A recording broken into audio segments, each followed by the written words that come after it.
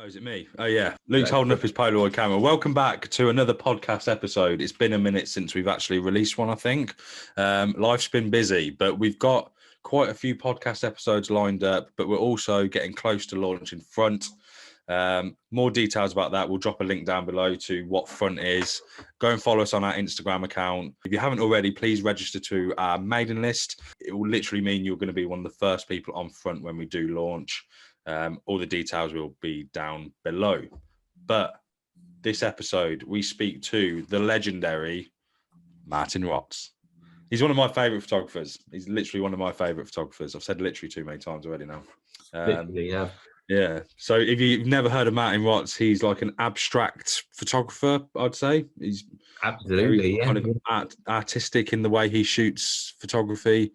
I actually bought some of his work about a year ago now. It's proudly displayed next to my TV in my living room. Yeah. Have you got the zine there as well? Yeah, there you go. Luke supporting. And I've just ordered his new one that came out in September. Yeah. That's it. So basically, Marten brings out a quarterly zine called Marten Rots, and it documents his photography that he's done in that period of time. It's a really cool project, and if you haven't heard of him, please go and check him out over on his Instagram and on his website. But yeah, we reached out to Marten. We wanted to talk to him.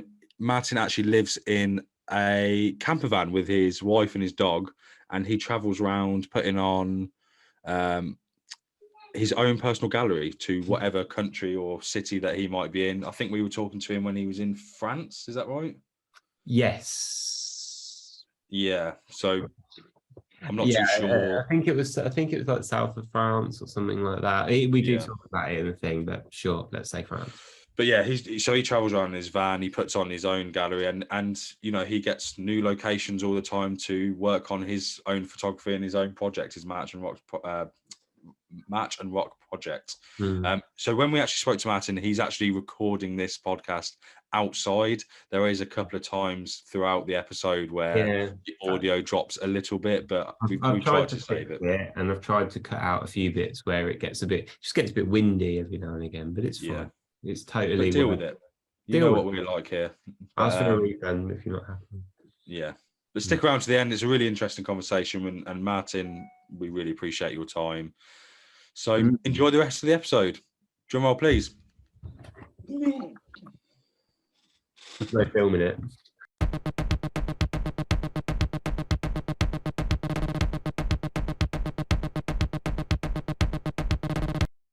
Your scenery looks a lot better than ours. So let's start off with that. Where I'm not exactly sure where I am even. I'll just okay. Well, I know more or less where I am. That's when you know you're a free spirit. Where are you? I don't know. I don't know. Yeah. Wherever the road takes me. Exactly. Wherever I may roam. Let's see. Okay. I'm still I'm in the Bordeaux area, so that's good. Yeah. Okay. Is that Portugal? No, that's the south of France. So I was going to say southwest coast of France. But not too far from France though. So southwest. So you were in Spain recently. So... Yeah, I was in. Let me see. We left Spain not too long ago, actually, only 3 or 4 days ago. Yeah. But I've been in Spain for the past 9 weeks or something, I suppose, something like that. Not exactly sure, but at some point you lose count. After 3 weeks, it's gone. Yeah. It's like after 3 beers, you don't know how many you've had, right? Yeah. So similar. Yeah. Let's start off by talking about your travels then, because that's kind of the only reason I want to talk to you. No, it's not really. So obviously you travel around, with your partner and your dog, Leica, is that right? Yeah, that's right. Yeah, not spelled like the camera brand, but yeah, it sounds definitely like it. Is it spelled like the dog that went to space? Yeah, which is now a bit problematic with Russia doing all this bullshit. Oh, right? Yeah. No, it's not problematic at all. Yeah, it wasn't the dog's fault. Actually, we named the van Sputnik because Leica is traveling in it. But that's become a bit of a thing now. But well, whatever. I'm not into cancelling stuff, so we'll just keep it. That was my next question. What's the name of your van? I didn't know it was Sputnik. There you go, Sputnik. Yeah. But that was. We had a different van before, and that was easier to pick a name for. And this one was a bit I don't know, forced, but yeah, well, we had the dog called Laika, which that was her name already because she was Oh, wow. she's an orphan dog and her mom's name was Laika, so the people that rescued her called her Laika. And we said, okay, we can't change that after this story, so we just stuck with it. Yeah. And then we said, okay, it's actually also nice then to call the vehicle that she's traveling in something related to that name. So Sputnik was the most obvious name to use. So yeah, that's that. Yeah. Didn't you have was it a T4 before that? Is that right? Yeah, that's right. Yeah. Yeah. With a pop top. So there was, on rainy days, you wouldn't really open the roof, so you couldn't stand in it. Yeah. And for a couple of days, that's fine. But if you have a few weeks of rain, it becomes really annoying. That's the thing, like me and my fiance at the moment, well, I say at the moment, we've been we were fortunate enough to, we rented out a van and we drove around Spain and Portugal, like the coast. Nice. And we did that a couple of years back, and we just realised that we want and need a van. But in one hand, we're like, oh, we want the classic kind of VW kind of look. In the other hand, we need, something a little bit more sensible in terms of, having the space. We're not mechanics, right? If something happened, we need the basic kind of level of understanding.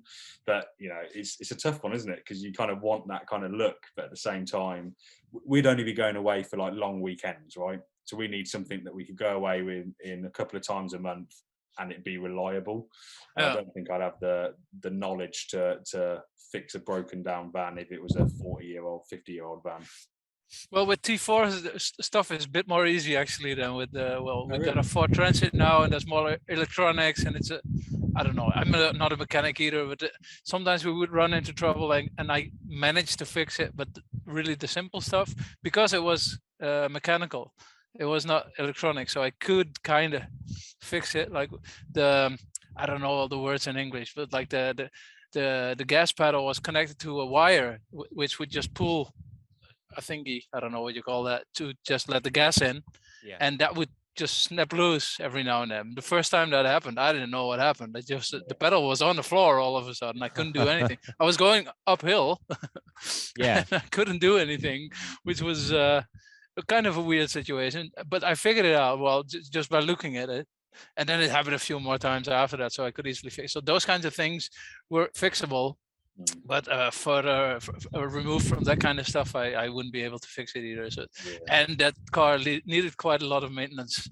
So at some point when we got a dog, and we had been fantasizing about getting a bigger van at some point, we said, okay, let's use this as the moment to go for it. Yeah. There's actually a few like couples that me and my fiance we follow on YouTube, right? And we van conversion, van life, that kind of thing. We tune in every week, do you know what I mean? And it's so good, like it makes us jealous. We hate them by the end of the actual episode that they release, but I don't know, it's just always appealed to me to be able to do that. But I don't know, one day soon enough, I'm sure. Yeah, and it made it always look nice if you look at the videos, but there's also a lot of crap that you have to put up with, which you won't have when you're just nicely in a house. I mean, when it's raining, for example, but also, I mean, we don't even have a toilet in the van, so that's a lot of improvisation from time to time. Most of the time, it's no problem at all. But like those kinds of things, shower. Most people are very attached to having a shower each day. Well, that's definitely not happening here. So you have to be comfortable with that as well, I think. And I mean, you can jump into a lake every now and then, or you find a free shower somewhere, or if necessary, well, I think it happens like once or twice each. So we travel in blocks of about 3.5 months. And each time we go out, like twice or 3 times, we park it somewhere where they have everything, like laundry machines, showers, like all the stuff, so we can take care of everything. And then you have to pay for it, but we try to not pay for parking anywhere. So when I went, so we went off season. I think we were in like Spain and Portugal in like February sort of time. Oh, that's so nice. It was beautiful in the day. It was quite windy, but it was really cold at night. And we picked up the van. First thing we did was drive to like side of the road, wherever we were, to a beach. And we were so cold in the night that the rest of the trip we basically had to stop at camps, which is nice because you had showers there and whatnot. But the only thing we didn't have like a fridge in the van. So we couldn't keep any food. We had to like eat fresh. But you know, you've said it before. There's shops everywhere, right? So you can pretty much eat fresh as much as you want.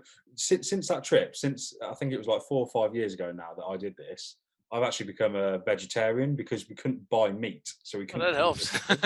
Yeah, and then I felt so good for it. I've never felt so. I think we travelled for like 2 or 3 weeks, and I'd never felt so good health-wise. And I don't know if it was because of the surroundings and it was good for you, like mental health, or if it was just that I wasn't eating meat. And yeah, since then I've Probably a combination of all these yeah, things. yeah. But it's absolute dream to do that. And you're doing it every day. Yeah, as long as well, anytime it's possible, we go out. I mean, the past 2 years have been problematic, of course.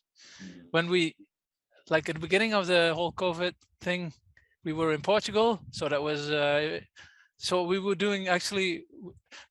Before that, we were always traveling without an actual plan. We knew which country we might end up in, and then from there on, it was just going, and then we would see.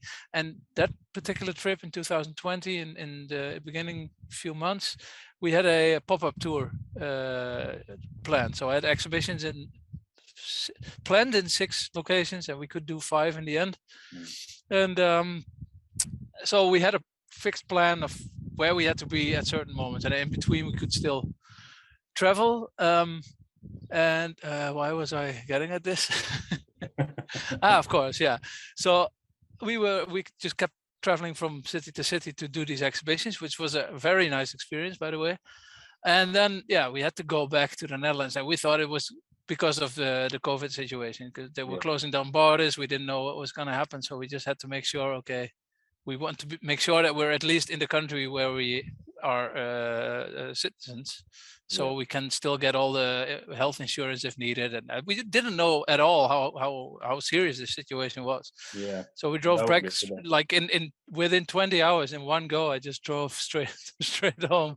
And then from there, but we thought, okay, maybe 6 weeks or so it's going to be over and we can travel again. But it took us more than a year and a half to get back on the road again. I mean, we did small trips within the Netherlands, but that was about it. So last year we finally started again, and then we mainly visited Italy, and then we returned by the end of November, and early this year we left again. And this feels like the proper trip again. Like the previous one was a bit, I don't know, we're still getting used to getting back also into just having that freedom again. Well, having been restricted so much, and also not knowing how people in other countries are dealing with stuff. So it was different. But now it's we're back at it. So it's good. I suppose that's a nice little segue into what we were going to ask you about your work, right? So because you've had to kind of adapt to the kind of COVID situation when it comes to you putting out your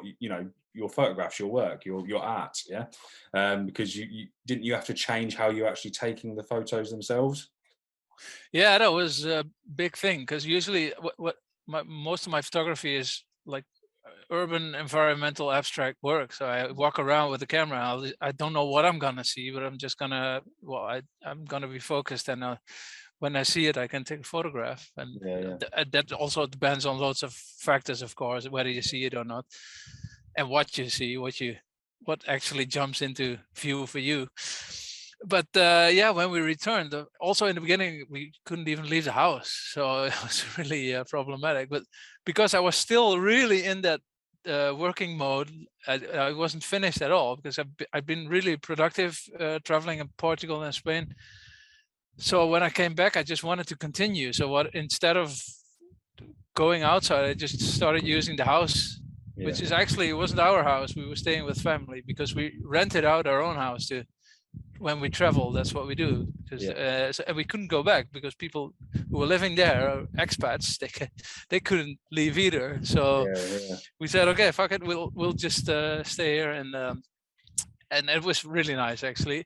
But I started photographing there, and it's a house that I knew rather well. But so that was also an interesting thing, actually. If you normally I go somewhere I've never been, I never know where I'm going. I'm not planning to go to a certain city to photograph a certain area or whatever. I'll just go, and sometimes I end up in the right neighborhood, and sometimes it's a day of no photographs. That also happens. Yeah, it's quite interesting though, because I was thinking about that, because I know that you kind of will go somewhere and you'll walk around and whatever inspires you, you'll capture. That's, I mean, I think that's inspirational enough to do it like that. But when you actually plan to go somewhere, do you plan that according to like the exhibitions that you might have, or do you plan it according to just where you want to go, and then you kind of plan to go there and potentially do like an exhibition? Wherever the weather is okay. Yeah, wherever you follow. Mostly that's the rule, our rule, but that's what happens. I mean, we had the exhibitions, then of course that already determines quite a lot. But right now, I mean, we didn't expect to be in France right now. We actually had thought we would still be in Spain, and we were in Spain, in the south of Spain, actually 2 weeks ago. 2 weeks ago we were still in the south of Spain, in Malaga. But the weather was turning quite, well, not super bad, but just gray and rainy and a bit colder. And not like you couldn't be there, but it's just for what I want to do, it wasn't really working. And we knew that we wouldn't have to be back in a month. So we said, okay, we'll just drive upward slowly, and we didn't take it too fast, but we ended up in France a bit sooner than expected. But it's nice. I mean, today it's a bit of a gray day, but it's been good. And so that's a bit how it works. And then also, actually, my wife takes more of the decisions of where we go than I do. And that's also because that's a good thing though, right? Yeah, exactly. I mean, I'm the one who drives, but she usually decides where we go. And it's not like she decides, but I don't know. We use different ways to determine where we can park. And there's an app which is called Park for Night, which is really nice. You can just see other people just put their favorite locations on it. So it's wild camping, it's parking spots on just regular parking places. It's actual camper parkings and campsites, of course.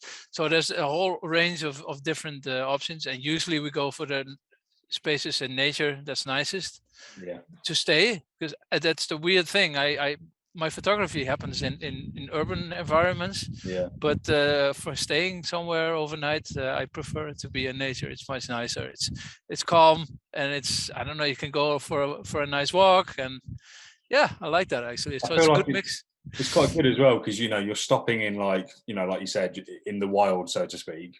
But in the morning, you have to get up and go, right, I'm going to work now, go to the closest city, the closest town. Do you know what I mean? Is it approached like that? Or like, do you know what I mean? Like, it's a nice contrast, isn't it? Yeah, definitely. And mostly it works like that. I must say this particular trip, I've also taken a lot of time actually to get more input. So I've been reading a lot. I've been listening to podcasts and watching some videos a lot, and just taking time to think about what I do. And it's been less of taking photographs, but that's different I've been doing this for long enough now that I know how it works. You get these creative highs, which funnily I did have during this Corona period, when I couldn't go out to take photographs for most of the time. I had to become inventive about it. So I had quite a good creative period actually, and I kept riding the top of that wave longer than I expected actually. But now I'm also taking some time to think about where I'm going with this, and I'm still taking photographs, but it's more on the one hand, I'm trying to figure out new things, like going in a new direction, and on the other hand, I know I can rely on what I've been doing the past several years, so I can always rely on that and fall back with that. But I prefer, of course, to keep moving and slowly changing into something new, but I cannot decide it beforehand. So the only thing I can do then is to read and listen and watch, and I don't know, just get input. And at some point I'm done with all the input, and then I'll just let it all go and I'll go out again. So it's a bit of a mix. But it used to worry me a lot, and sometimes it still does, of course, because it's really annoying if you want to make something but it's not working at that moment. But I know by now that that's just the way it goes. You cannot always. That's with everything. Everything has to. Everyone goes through these waves, don't they?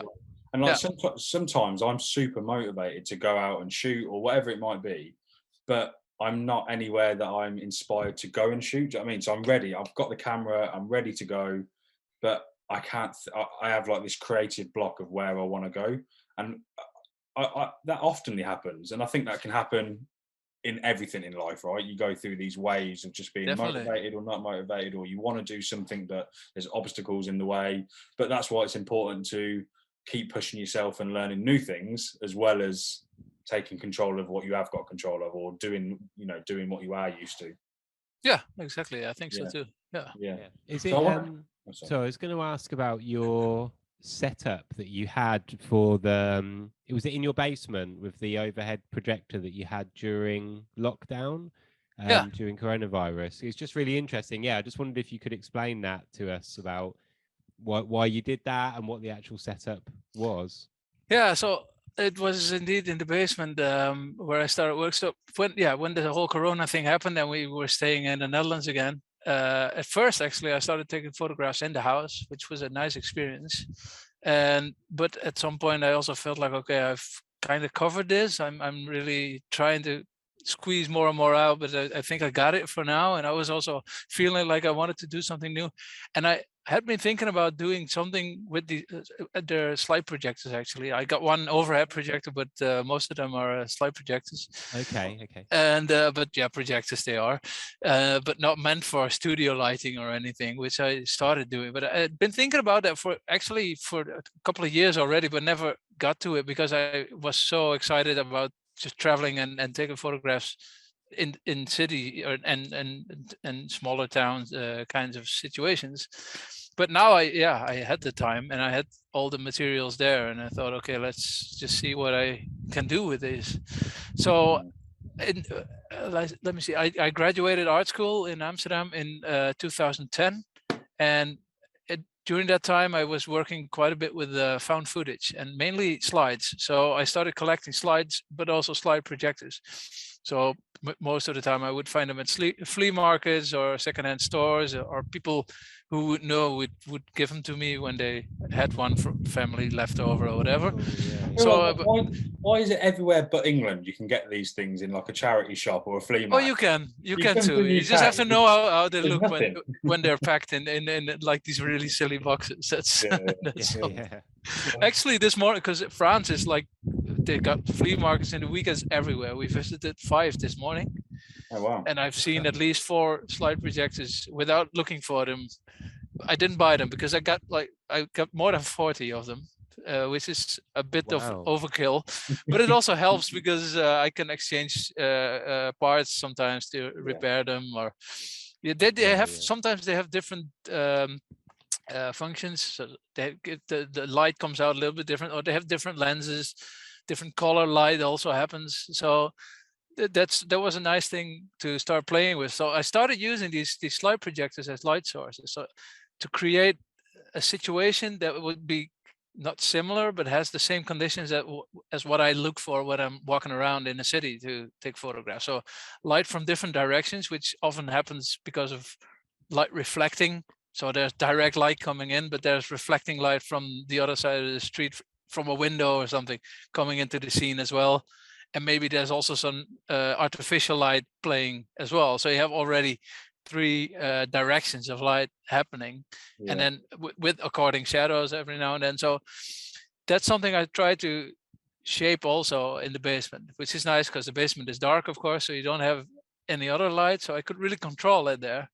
And did you go for like a certain look, or was it a case of just kind of playing around with the lights and then you're like, oh, I like that? Or was it you had something in your mind that you wanted to kind of shoot and you kept tweaking? No, really playing with it. Especially in the beginning, I didn't know what was going to happen.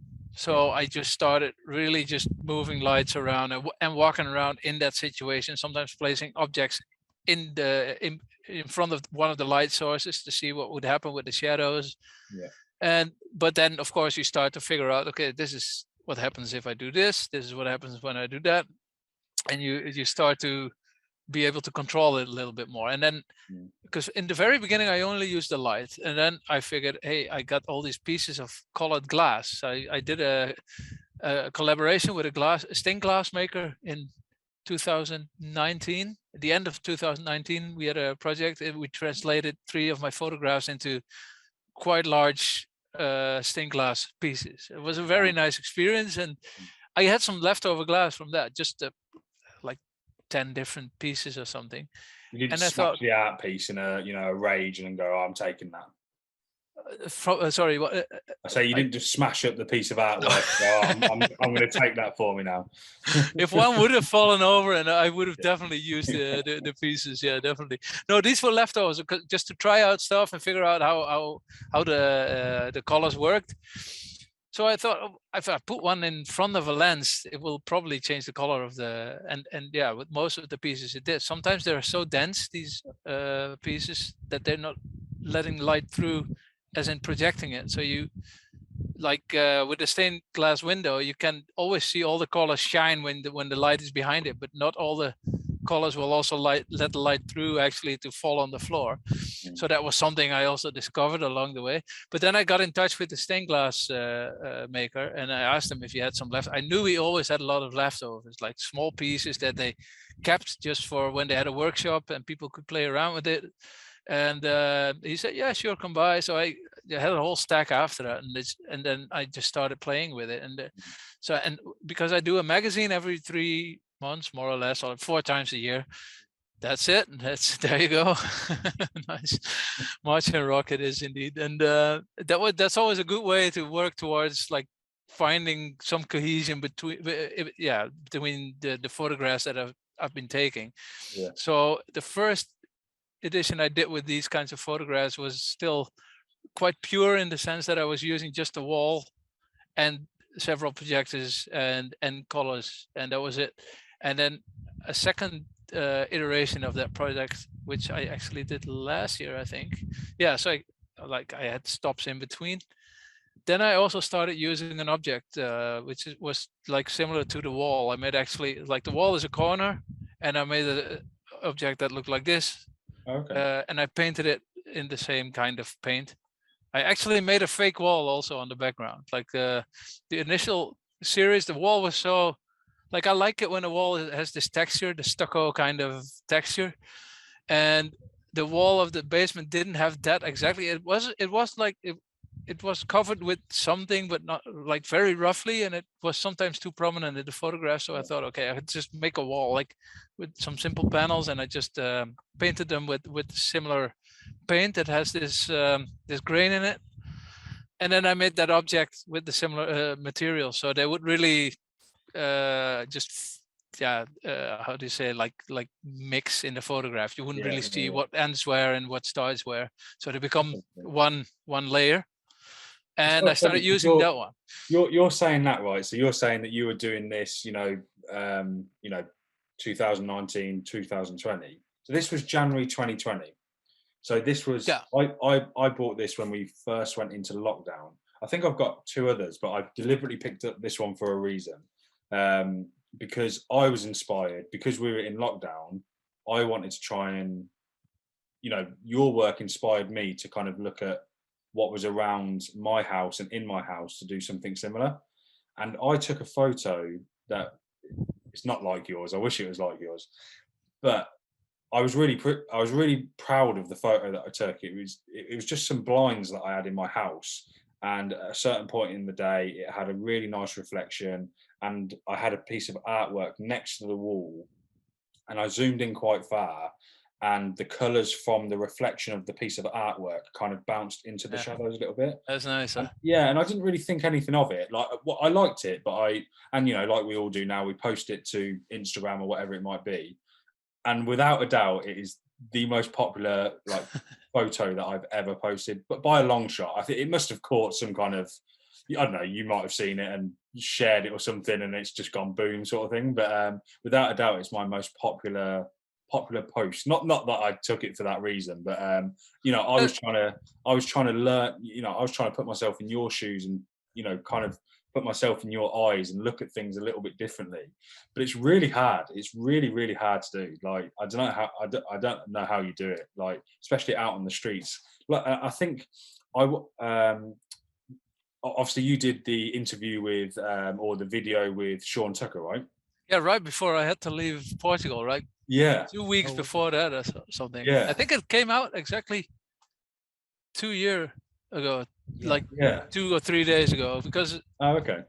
I've noticed a spike in people subscribing to my magazine, and I've just seen the Okay. how do you say it? Like it repeats. Yeah, It's yeah. like yeah, that's why I'm getting these Yeah. repeats now. That was that moment. So yeah, Well, that's we were privileged enough to have Sean Tucker on our podcast as well. oh wow. When I was watching that video a couple of years ago that you did with Sean Tucker, I can't remember if it was you or him that gave it a really good analogy. It's like looking through like a funnel, and I really liked that because you look through a funnel like a cone-shaped thing, and you see the wider picture where you kind of turn it around and zoom in on one very small part, right? And I think that's a great way of looking at something. And it made me think, because it was like, oh, you're not necessarily looking for a photo to take that means something. It doesn't have to have a meaning in the sense of what you're taking a photo of. It's the meaning of what that image gives to you after you've taken the photo, right? So that piece of artwork, that abstractness of it, gives you a certain feeling, and it could be different with every single person that looks at that. And also the joy of making it, I think, like the moment that you find it, that you realize that that's a possibility. Just that reality can also provide you with such kinds of images. That's And I think that's really inspiring, because it's not about what you've taken a photo of as such. Well, it is, but it's not like you're not doing street photography or landscape photography in that sense. It's about the result that one little thing can make you feel, rather than trying to capture a certain moment as such, if you know what I mean. And I tried that in the beginning when I started out, but that's not for me. That's just well, I wanted to talk to you about that because and I know that you mentioned in that Sean Tucker video and various other podcasts that you've done that you started off by doing a little bit of street photography. But what made you pick up a camera in the first place? Because you've clearly got a very kind of like artistic background, right? So did one day you go, oh, I'm now interested in photography, and you wanted to go out and do a bit of street photography? Or did you pick it up knowing that you needed to learn the camera and then go down the more artistic, abstract kind of route? Well, I never set out at least to do abstract photography with it. I wouldn't have even thought of it. That was not in my in the scope of things that I would choose to do. That really developed slowly. But I mean, during art school, of course, every now and then you had to do something with photography, but mainly that was to document stuff. So I would do work in public space, and I would just have to document it. So I have to take proper photographs of it. So I could get a camera there, use it. So I knew how to handle a camera. And when I was like 15, 16, 17, I had an SLR just to play with, but it was quite expensive to always keep buying film, and I never really knew what I was doing. So it was more like a coincidence to have a good photograph, and that was just taking photographs of friends and of abandoned buildings, and nothing serious. It was just fun to do. So I knew my way around the camera just a little bit, but not too well. But I never really did photography with the idea of having a photograph as the end result. That was not the intention. It was really a practical tool.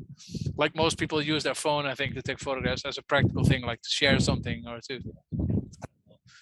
So I was filming a lot actually in art school with a rather large tape camera, and at some point that one broke, and I still wanted to film, but I also felt like still photography would be nice. I was working with the found slides quite a bit, and the power of the still image was also becoming more and more interesting to me. So I thought, okay, if I just buy a DSLR that can do both, then I can do both for the price of one. So, I mean, if you really want to film, I think an actual camera is nicer than a camera. If you want to walk around with it, at least for me, it would be. I've been filming with the camera that I bought, but it's not the.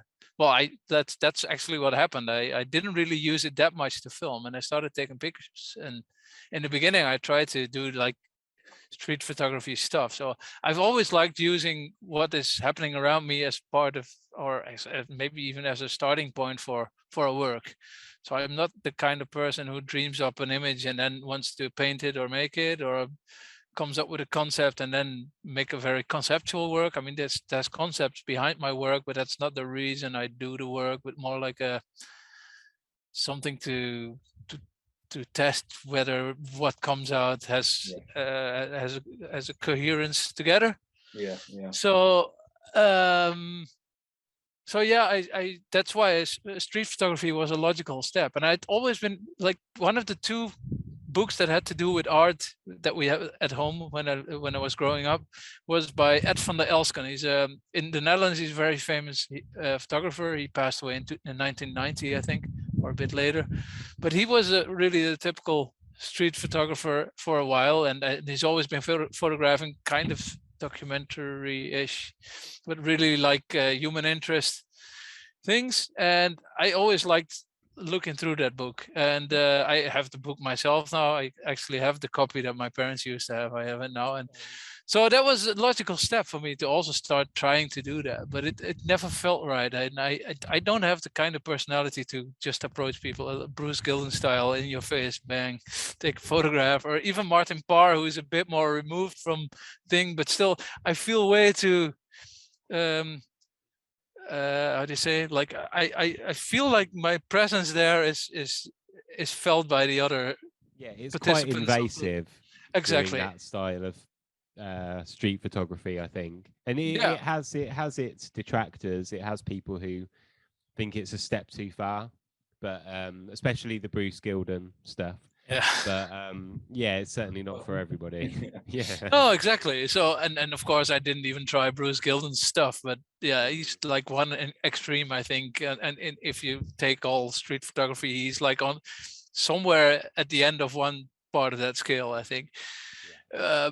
But yeah, I think I mean it's interesting work though, but it's just not, I can't do that kind of stuff. So I figured that out rather quickly, I think. And what I did so I bought this camera in the summer of 2014. Actually, the very first series that I took with it were already not abstract, but they were really about shape and color and composition.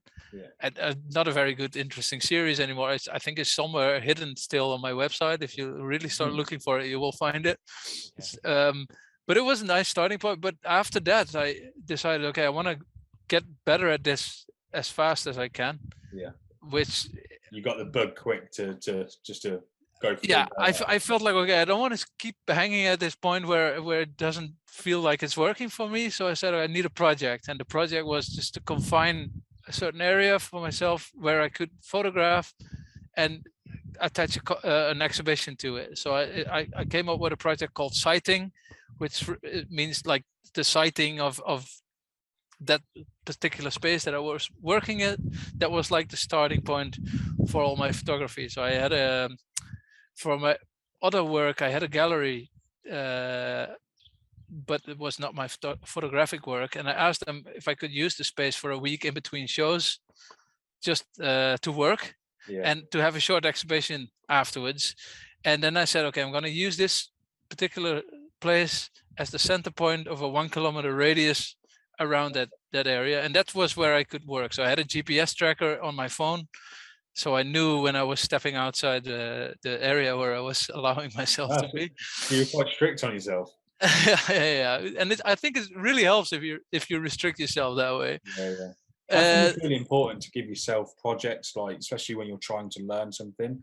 If you take away the kind of the nonsense of where shall I go, what shall I do? If you set yourself a project, regardless of how good or bad the results are to yourself, you will learn so much more from it. And then you'll start kind of crafting your own style. And then, because especially with photography, right, it takes years, like sometimes never, you'll never find your own style. Like you need to go out there and take photos, but you need to have a mindset of, well, what am I taking photos for? Am I just taking photos of my friends and family? Am I trying to put a body of work together that will mean something to me? And I think if you do set yourself these little, like whether it be a mini challenge or a project, a long-term project, you'll do nothing but learn from that regardless of the results. Yeah, definitely. That's also what happened there. It was on so many levels. I had to make decisions and think about stuff, and because I forced myself also to pick one photograph on the day itself after taking like 200 photographs or something. Pick one, and then that one would be printed like properly on nice fine art paper with good inks on a 50 by 75 centimeter size, and those 7 after a week would be in the exhibition. And then I had smaller, cheap, simple print shop prints of the process next to that. But I had these 7 photographs and I had to pick them that day. So also each day really counted. I couldn't have a bad day. Of course, you do have a bad day. So you have to really push yourself during these bad days. You And couldn't of go course, back a day and pick one of the 200 that you've taken. I didn't do that. No, I No, could have. that's good. I think also if I would have waited until the end of the week and choose a series, it would be completely different than what came out, because on day 1, you don't know what's going to be on day 7. So if you start with a rather abstract piece, which I did because I started discovering that during this project, and there are also still some kind of street photography photographs in that project, even though they make the final cut with the large prints, they're in there. But I really started, I think it really happened then during that project that I made that shift. And I did a graphic design school before I went to art school. And I think that's somehow related to the kind of photographs that I started taking. Like, they are graphic shapes, and some often actually, if you wouldn't know and you would only see a digital image, or even when it's printed, people are quite often confused if they're paintings or maybe drawings. And when I tell them they're photographs, that's the last thing that they expect. So that's something that I didn't consciously develop, but it's just part of me, and it developed during this project. And of course, I made a lot of conscious decisions, but I didn't know it before, and I could only make a decision after I had something to look at and start to how do you say it, like dissect it, like figure out why does this happen, why does it look like this, what did I do? And that's nice with the camera, that you, when the digital camera, that you have the metadata, you can at least look at, okay, what were the settings I was using. That's on a very technical level, but you also need that kind of knowledge, especially in the beginning, when you don't know what is happening when you have an open aperture or a very closed aperture. I didn't know that. I was just messing around. They're like, oh this works. Why is it blurry in the background? And now I know how I can use that, or how I can set up now. But then I learned it actually just by doing it. I never got a course. That's also the kind of art school that I went to would teach you that kind of stuff. They would teach you how to look at your work and how to express things, or how to figure out how to present it so it will give your viewers a certain direction, but not the technical stuff. And of course there were people who could explain it to you, but there were not really a lot of classes where they would actually do that, which is for some people maybe problematic, but for me it was perfect, because that meant I could just play around and learn stuff while doing from your own mistakes, learn from going out there and actually doing it, rather than pen and paper and reading the book. Yeah, and that's something I really took with me. So during this project, that was like one of the main elements, to just do it, because the way, and discover how to do it while I'm doing it. And of course you can't do that with everything, but with a lot of, especially with creative stuff, I think, and even or especially in these days when everything has a tutorial, you can get all the basic techniques easily from I mean, that's such an easy part actually of making work. I mean, then comes the hard work to figure out what you are doing, and then also figuring out why you're doing it. It's not always important to know why you're doing it, but at some point you need to start understanding, like, why am I doing this this way, and what does that say about me, and what can I communicate with that? Because like you said earlier, my photographs don't have a particular meaning, I think, but if you look a bit deeper, there is a layer of meaning. It's a feeling. There's a feeling, but also I think if you look at the especially the urban work, I think it also, at least for me, it also speaks about how even the most horrible looking environments can provide you with very beautiful images, and maybe that's very superficial for some people, like, okay, it's just about beauty, but I think it also, I mean, it can be a nice parallel to how life is. Like sometimes in not so nice periods, something good can come out of it. So maybe I mean, maybe I'm going too far with this, but for me it works like that. So that's not what I'm trying to tell people, but it is in the work. So sometimes people may take that out of it. That's nice, I think. So. That's really interesting. I think I was going to ask you about Mark.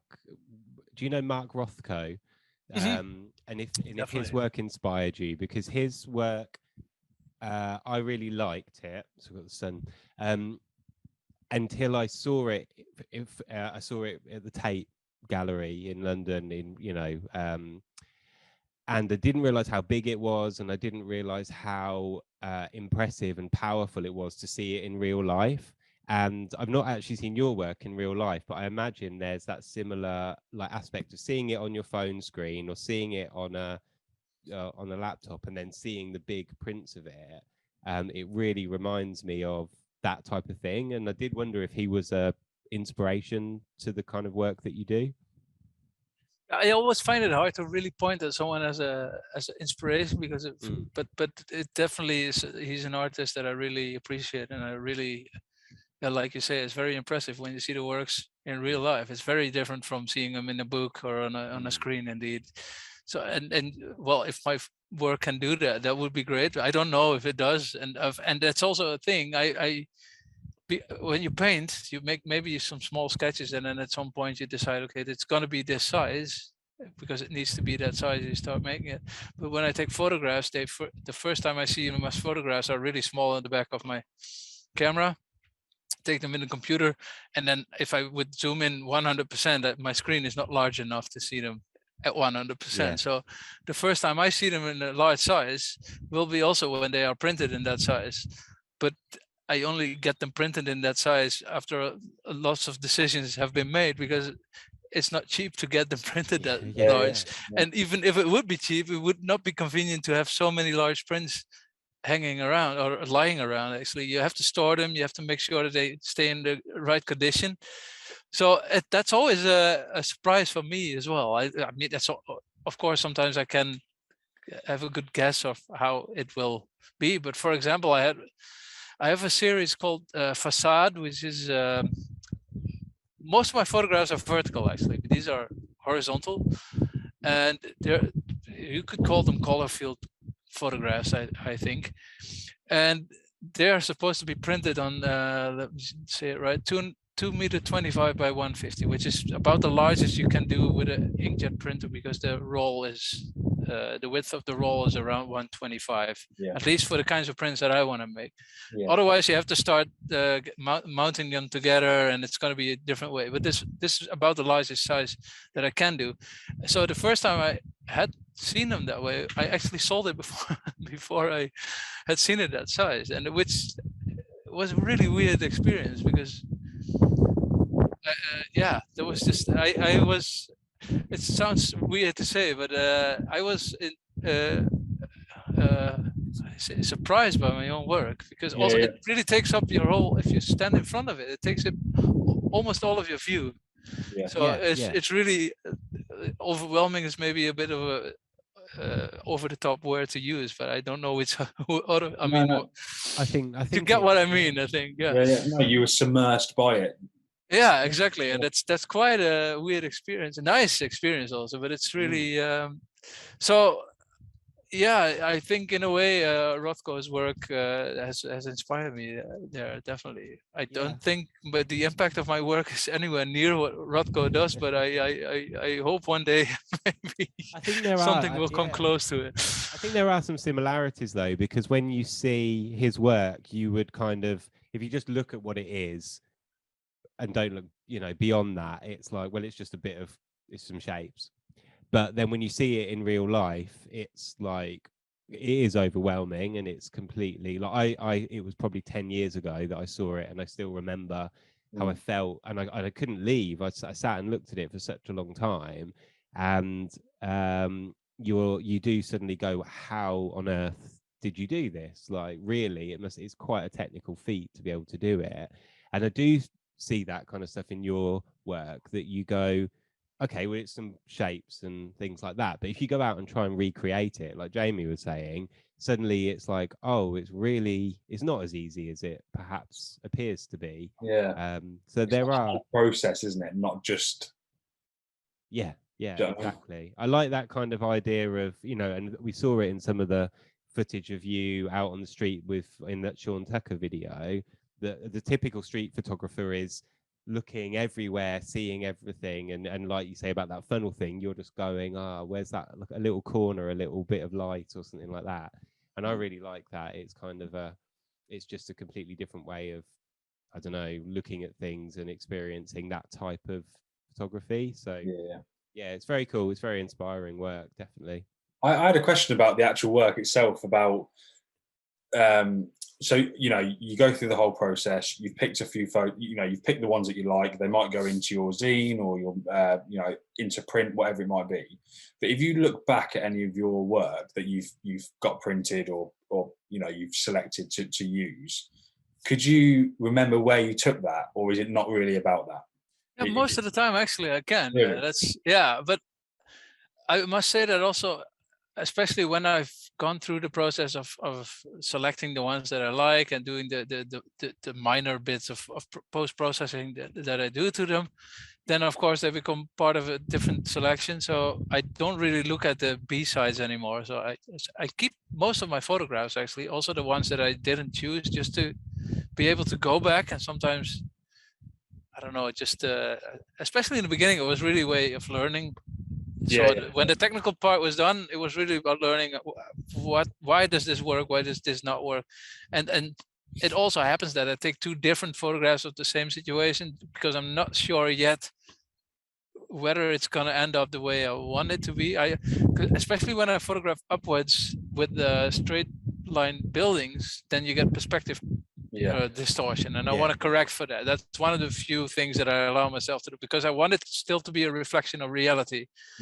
So I have to keep in mind that I will lose some of the image when I do that. So I will often photograph a little bit more wider than I actually want to have in the picture, which looks horrible when I see that photograph. So I have to really remember that also when I take a look later on my computer when I'm making the selections. But you have to think about the end result rather than what was I doing here? Like sometimes, of course, when you're like, you can get into this focus, that you really are working just with what you see in front of you, and that can be a good thing. Most of the time it's a good thing, but sometimes afterwards you look at it's like you wake up after a dream and you thought you had a great idea and you think about it again, it's like, nah, that was not a good idea, that didn't make any sense. That sometimes I do that with Luke every day. I text Luke saying we should do this, and he goes, he has two responses. He goes, yeah, that's a really good idea, we should meet up next week and do that. Or he'll go, maybe.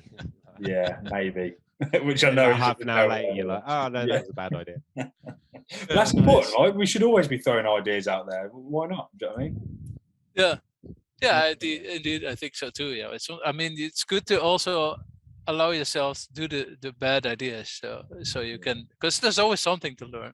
But to come back to your question, I most of the time I do remember where it was, or at least sometimes I don't remember the name of the city, but I do remember what kind of situation it was. But of course, sometimes I also lose it. I mean, I don't have a photographic memory, and actually I have quite bad memory with most stuff. When it comes, like, my wife is extremely good at remember everything. I'm like, how the hell is it possible that you remember these things? But I lose most of the stuff. So maybe that's also a reason I do photography, because that's a way to a lot of people do.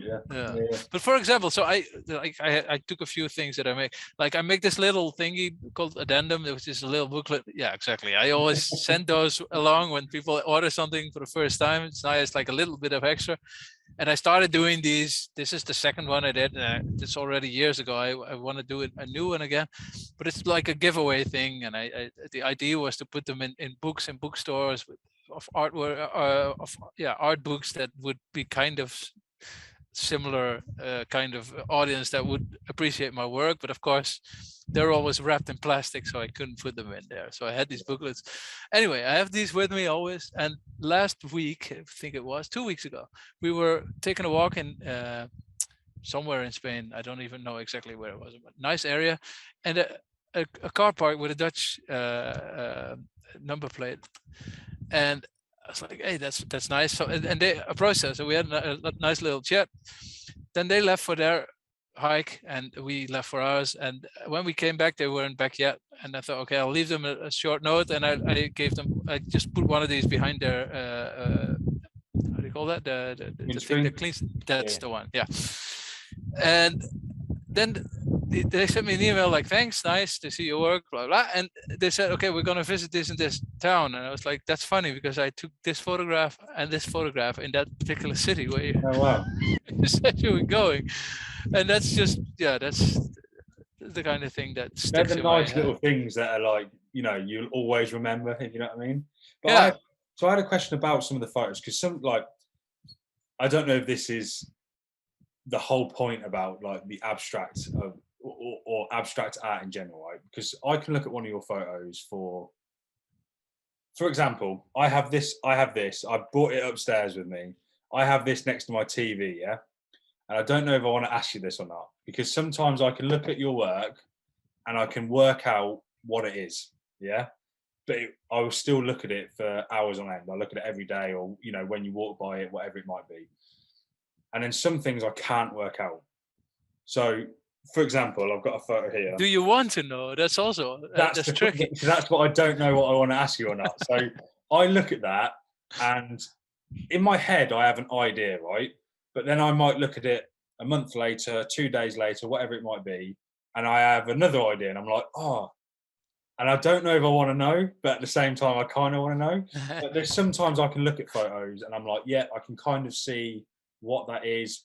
I might be right or wrong, right? But I can kind of work out what it might be. A shadow gives it away, or some steps, or whatever it might be. But then sometimes, like that one, for example, I look at and I generally have no idea. The only way I can describe it is I think that might be some kind of pillar, and this is like a corner of a building. But I don't know, I'm making it up. But that, again, I think that's kind of like the beauty behind it, right? Because you can look at it and think of something different every time. And I think that's one of the powerful things about your work, is that it makes you think. I think that's also the nice thing about the photo camera, that it translates a three-dimensional setting into a two-dimensional image. Like everything is like, there's depth in the situation, but by taking a photograph, I can remove that, and it just becomes one flat surface. But because there's shadows and there's darker and lighter parts, your brain will always try to figure out like how does this fit together. And once you get one thing in your head, it's really hard to get that out of your head until you see something else. But then you notice this rotating ballerina illusion, like it's a black and white GIF or just a video, I think. And if you can willfully make her spin the other way around, just because there's not enough information, but enough information that makes you understand how depth works. And I think it's similar with this. And so what I did for one particular issue, I don't have it lying here, but I made one issue where you were to decide what was up and what was down. So instead of having one front page, it actually had two front pages. So on the back, if you would flip it, it would have a front page as well. So you could start at the end or beginning, and vice versa, and all the images would be upside down. But I had already been mixing them within the magazine. And sometimes I think you can see it, and it's not really about figuring that out, but it was also something I started to become interested in. Like, I can decide after, like, I don't do a lot of post-processing. If there's a really ugly stain somewhere, I will probably remove it. I do contrast work because they come out way too flat. It's not the way I saw it. And I do some straightening and a little bit of cropping if necessary. That's it.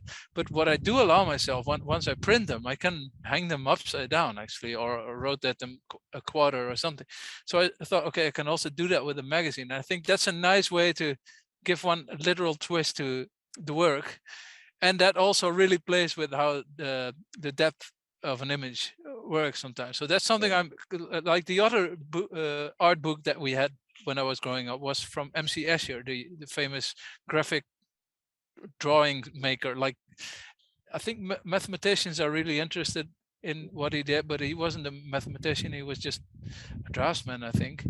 And he made all these impossible looking, but still possible looking. Like, I love that stuff, like, because it says so much about how our brain works, how we interpret reality, what we think is like the never-ending staircase, that kind of thing. Exactly. Or the triangle that is just not fitting. It's like, what? How?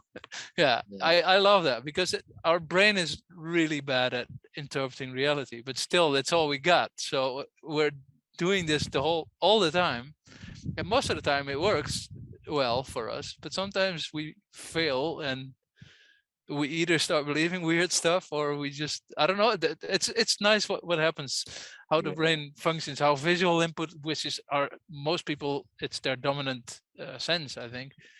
So it's I love playing with it. It's something I've always enjoyed. So coming back to Azure, that's, I think, been a very early influence without knowing it would be an influence. Like you can, that's sometimes I get people ask me, send me a question like on Instagram, and at some point I got someone ask me like, yeah, can you tell me who your influences are, because I'm trying to develop a similar style as what you're doing. And I was like, I understand why you're asking this, and I think it's good that you're asking questions and approaching people that you think are like worthwhile to, like, I felt honored in a way that people ask these kinds of things, but I don't think it works that way, because I don't consciously choose an artist and say, okay, I want this person to influence me. It's just it comes naturally, and sometimes it just comes across and you didn't choose it and it hits you in a way, and sometimes you don't know it's going to hit you in 5 years, something you saw 5 years ago. Like, I don't think you can calculate it, and we've become so obsessed with trying to make things as effective as possible, or as get to the end result as quickly as possible, and then actually the most fun is happening while we're just trying to figure it out. I think that's also what happens when we're traveling. It's never about a certain destination. Actually, I miss most of the highlights because I just don't feel like they're interesting when I'm there.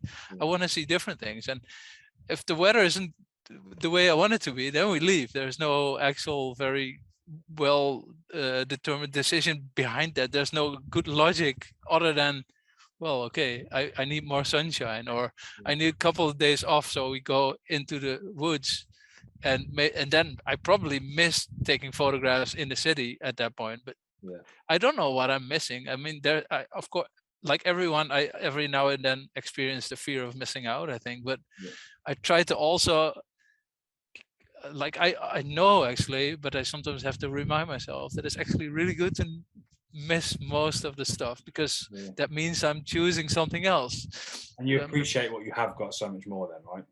Yeah, definitely. Yeah. And I think it's also like you can be inspired in different ways, right? Like my photography is different to your photography, but you can still inspire me because it can be your process or how you might look at things. Like you said, you might look at things in your own way. It's what appeals to you. So that inspires me to go out and do what I want to do, right? And just because the results are very, very different, that doesn't mean that you haven't influenced me at all. Do you know what I mean? Like, even forget photography. I can look at, whatever it might be, a painter or whatever it might be, and they can still inspire me to go out and do my work, and I'm not trying to replicate that in any way. And I think that's always important to tell people that, or understand yourself and tell people that ask that kind of thing, because inspiration can come in lots of different ways. Do you know what I mean? You don't, just because you're inspired by someone doesn't mean you should go out and copy what they're doing. You should always be a good technical exercise, I think. I mean, and you may need to do that in the beginning, but it will also become boring, I think. Well, if you want to express something yourself, even though you may not be able to put into words what you're expressing, I mean, that sounds very mysterious almost, but I mean, if you want to express something, you have to do it something because you want to do it, not because you're able to pull off a trick, which, I mean, you need to know some tricks maybe, but it's not about performing the trick anymore. It's about doing something new with the techniques that are involved with that trick. If you're being anyone but yourself, you'll either produce something that's shit or you'll get bored very quick, right? Yeah, I think that's especially, that's, and that's also happening on social media, when you have people who know what they have to do to get likes, because that's, I think you can, I don't know what I want to say about it, but I think it will not be worthwhile as a maker anymore. It may be very encouraging for a while if people really like what you do, because of course it's nice if people tell you what you do makes them happy, or they are amazed by it because they don't know how to do it and you do know how to do it, and it feels like you can do something that others can't do, and that may be a very nice feeling, but it's very briefly. I think after a while that doesn't matter anymore. And the nice thing is Instagram is fucked up now. I mean, it's not doing what it was doing a few years ago. You're not getting likes anymore. That's just I'm not getting, like, I turned off also the visibility of my likes, and I don't see them for other people either. So I decided, okay, if it's not working anymore, it's broken. I don't want it anymore anyway. So in a way, I mean, it sucks because I like to use that platform because I'm making a living of what I do, and it's one of the ways that I can inform new people about what I do, and if they like what I do, they may subscribe to my magazine or buy a print or something, which helps me continue what I'm doing. So in that sense, I would like Instagram to function the way it did, but I think in a way it's good that it's not giving people likes for. It's not a trend, is it, just to get the likes? But it's a catch-22, isn't it? Because if you're just like someone who wants to chase likes, okay, you do you, whatever. But at the same time, from a business point or from a living point or from an artist point, you want to get your work out there. You don't really, you said you don't care how many It's not about the likes. I mean, I like the interaction, and it's nice if there's sincerity there. People that are interested in your work to be able to see your work. And that's like while we're doing front as well, like we tell people to use our hashtag, because if someone tags hashtag front photography, we're going to see it because we'll check the hashtag. But if we don't, Instagram will hide so many people's works that are posted, and you miss so much. So, and it's I don't know, it's an awkward one, isn't it? You don't know. It's really discouraged me from using the platform anymore. I don't have the app installed anymore. It's on my wife's phone, so if something really happens, then I can quickly respond if someone sends a message. And other than that, I just upload from my laptop, and I just post and goes, more or less, which sucks in a way, because I used to like it, but it's not doing what it gave me a few years ago. And it's not because it has to give me something, but it's not a joyful experience anymore. It really feels like it's a competition for attention, and like you have to post stories all the time, you have to post reels, and you have to post something like on a very regular basis. I don't want to do that. I want to be able to not do something because I am in a, like I told you in the beginning, I'm in a bit of a lower creative part of how stuff works. That's just how it goes. In a year from now, it will hopefully and most probably be very different again. And then I might be able to post something every day, but I don't want to do that. I just want to be able to do something, show people my work because I want to show it to them. And yeah, like you say, with chronological audio, you would just easily get that back again. Like people would see it if they really want to see it. It is rumored that it's going to come back, but I think we might have to have a certain. I think it's too late and it's done. But I don't know. I don't know anything about social media other than what I've been doing on it. And that's not a very calculated thing. I got lucky with Sean Tucker mentioning me and taking a video, and which I'm super thankful for, which was a very nice experience. And it's really nice to have also to just have this document. But that really helped me gain more people seeing my work on Instagram. And back 2 years ago, it was still functioning quite well, but by now it's like, I don't know what to do with it. So too bad. It's, I mean, I'll keep it going. And I think that's the silly thing. Some people want to see that you have a lot of followers, and I consider myself lucky to have, like, I have over 20,000 followers, which I would have never expected when I started doing this. And that's nice, but it doesn't really mean anything. But some people think that's important. So yeah, it's good for me to keep that Instagram profile so people see that I have 20,000 followers. But yeah, well, whatever, man. Doesn't say anything about what I do, whether they like what I do. Yeah, look at that. Someone says, oh, he was doing a wheelie, but too bad he's stopped already. Maybe someone else is going, oh, well, if it's too noisy, no, it's okay, right? It's okay. Yeah, I just wanted to ask a quick question about the Maarten Rots, because you bring out Maarten Rots quarterly, is that right? More or less, yeah. I put the word quarterly on the magazine, but it's actually 4 times per year, because like the previous one was quicker, but the one before that took me 5 months to make, because that was the when I finally started traveling again, and I had to really get used to it again. That was in Italy. There was I met this one. So there we go. So this is the one I'm talking about. That one took me way longer to do, but then I also developed something new that I'm doing. So instead of normal pages, I made these fold-out things, which also makes it possible to like make new combinations when you go around. You could even fold it the other way around again. Like really start playing with new combinations, even with the front page. So that's also I'm now going to pick up I'm now going to pick up this, and I'm going to read it upside down back to front. I've never thought about doing that. Yeah, that's good. I mean, you can also do that with portrait photography, but it will be very obvious that everything's upside down. They're always available. You ship worldwide, and they're available on your website. That's right, yeah. Yeah, I do. Yeah. I mean, sometimes it's harder to get it to a different country than other times. Yeah. But like the last one, I actually shipped it from Spain, which was not meant to happen. But that's this one. So I'm just going to be very... well, there you go. That's the latest issue, not the last, but the latest.